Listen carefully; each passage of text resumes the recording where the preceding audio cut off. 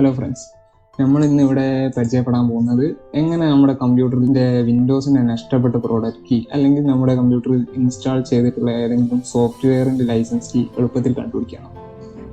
ഇങ്ങനെ ഒരു വീഡിയോ ചെയ്യുന്നതിന് കാരണം ചിലപ്പോൾ നമ്മുടെ വിൻഡോസ് കമ്പ്യൂട്ടർ റീസെറ്റ് ചെയ്യുമ്പോൾ അല്ലെങ്കിൽ ഫോർമാറ്റ് ചെയ്യുമ്പോൾ അതിൻ്റെ വിൻഡോസ് ലൈസൻസ് ലോസ്റ്റ് ആകാൻ സാധ്യത, അതുപോലെ മറ്റുള്ള സോഫ്റ്റ്വെയറുടെ ലൈസൻസൊക്കെ നഷ്ടപ്പെടാൻ സാധ്യത, അല്ലെങ്കിൽ മറ്റേതെങ്കിലും മൈക്രോസോഫ്റ്റ് പ്രോഡക്ട്സ് ചിലപ്പം ക്രാക്ക് ചെയ്യുമ്പോൾ കൂടുതൽ വിൻഡോസിൻ്റെ ലൈസൻസ് കൂടെ ക്രാക്കായി പോകും. എന്ന് വെച്ചാൽ ഒറിജിനൽ ലൈസൻസ് മാറി ക്രാക്ക് ലൈസൻസ് വരാൻ സാധ്യത ഈ KMS പൈക്കോയൊക്കെ വെച്ച് ചെയ്യുമ്പോൾ.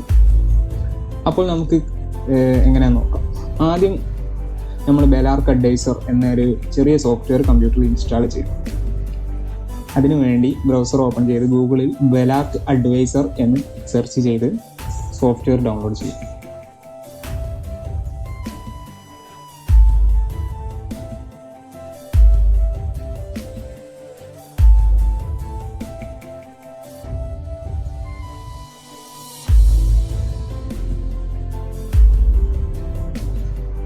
ട്രൈ ഫോർ ഫ്രീ ബട്ടൺ ഞെക്കി ഡൗൺലോഡ് Belarc Advisor കൊടുത്താൽ നമുക്ക് സോഫ്റ്റ്വെയർ ഡൗൺലോഡ് ചെയ്യാം. ചിലപ്പോൾ ഈ ഡൗൺലോഡ് കൊടുക്കുമ്പോൾ അതിൻ്റെ കൂടെ അവരൊരു ഫോം ഫില്ല് ചെയ്യാൻ പറയും.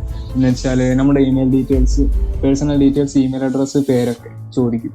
അത് ചോദിക്കുമ്പോൾ എന്തെങ്കിലും ഫേക്ക് ഡീറ്റെയിൽസ് അടിച്ചാൽ മതി. എന്ന് വെച്ചാൽ ഒറിജിനൽ ഇമെയിൽ കൊടുത്തു കഴിഞ്ഞാൽ ചിലപ്പോൾ അവർ പിന്നീട് ഇടയ്ക്കിടയ്ക്ക് അവർ അഡ്വർടൈസ്മെൻറ്റ്, ഓഫർ, കാര്യങ്ങളൊക്കെ ഇമെയിലിൽ ഇങ്ങനെ അയക്കാൻ സാധ്യതയുണ്ട്.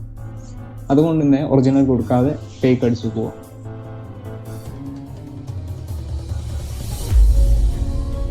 ശേഷം ഡൗൺലോഡ് ചെയ്ത് exe ഫയൽ ക്ലിക്ക് ചെയ്ത് നമുക്ക് സോഫ്റ്റ്വെയർ ഇൻസ്റ്റാൾ ചെയ്യാം. അഗ്രി കൊടുക്കുക, ഇൻസ്റ്റാൾ കൊടുക്കുക. അതായത് security definition, check for security definitions എന്ന് പറഞ്ഞ കോളം നോ കൊടുക്കുക, നമുക്ക് ആവശ്യമില്ല.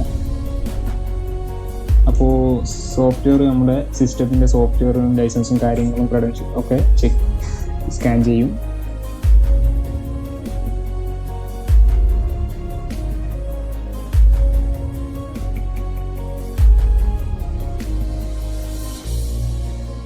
ഈ ലോക്കൽ നെറ്റ്വർക്ക് ഓഫ് കമ്പ്യൂട്ടർ എന്നുള്ളത് സ്കിപ്പ് കൊടുക്കാൻ നമുക്ക് ആവശ്യമില്ല. നെറ്റ്വർക്ക് കമ്പ്യൂട്ടറൊക്കെ ആകുമ്പോൾ ഒരുപാട് കമ്പ്യൂട്ടറൊക്കെ ഉള്ളത് ചെക്ക് ചെയ്യാനുള്ളതായിരിക്കും.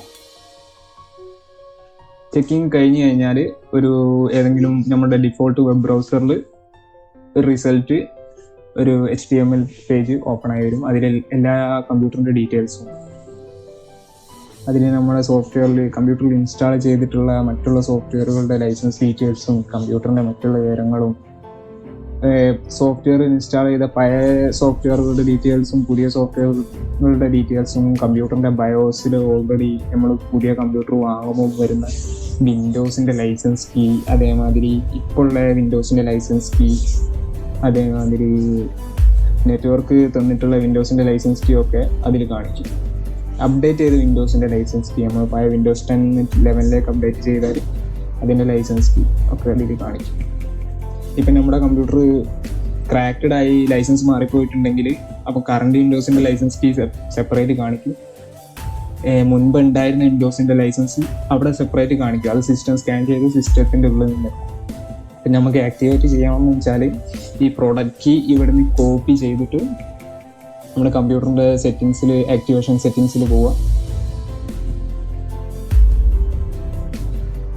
അവിടെ നിന്ന് ഇപ്പം ആക്ടിവേറ്റ് അല്ലെങ്കിൽ ആക്റ്റീവ് അല്ല എന്ന് വെച്ചാൽ ആക്ടിവേറ്റ് കൊടുത്തിട്ട് അവിടെ പ്രോഡക്റ്റ് കീ പേസ്റ്റ് ചെയ്ത് നെക്സ്റ്റ് അടിച്ചാൽ മതി. അല്ലെങ്കിൽ അപ്ഗ്രേഡ്, ഇപ്പോൾ ഓൾറെഡി ക്രാക്ക് ലൈസൻസ് അവിടെ ഉണ്ടെങ്കിൽ നമ്മൾ upgrade your edition of Windows എന്ന് പറഞ്ഞ ഓപ്ഷൻ കൊടുക്കുക. അവിടെ ചേഞ്ച് പ്രോഡക്റ്റ് കീ ക്ലിക്ക് ചെയ്തിട്ട് അവിടെ പ്രോഡക്റ്റ് കീ പേസ്റ്റ് ചെയ്ത് നെക്സ്റ്റ് കൊടുത്താൽ മതി. എൻ്റെ കമ്പ്യൂട്ടർ ഓൾറെഡി ആക്ടിവേറ്റഡ് ആണ്, അതുകൊണ്ട് ഞാൻ ചെയ്യുന്നത്.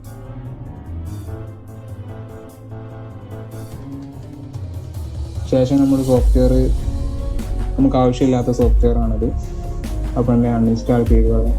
നോർമലായിട്ടുള്ള പുതിയ വിൻഡോസ് 10 11 വരുന്ന വിൻഡോസിന് അൺഇൻസ്റ്റാൾ യൂട്ടിലിറ്റി ഇതിന് ചിലപ്പം പെർഫെക്റ്റ് ആയിട്ട് വർക്ക് ചെയ്തോളണമെന്നില്ല. അപ്പോൾ നമ്മൾ അതിനെന്താ ചെയ്യേണ്ടതെന്ന് വെച്ചാൽ നമ്മൾ ലെഗസി കൺട്രോൾ പാനലിൽ പോയി അവിടെ അൺഇൻസ്റ്റാൾ സോഫ്റ്റ്വെയർ എടുക്കുക, അവിടെ നിന്ന് അൺഇൻസ്റ്റാൾ ചെയ്യാം.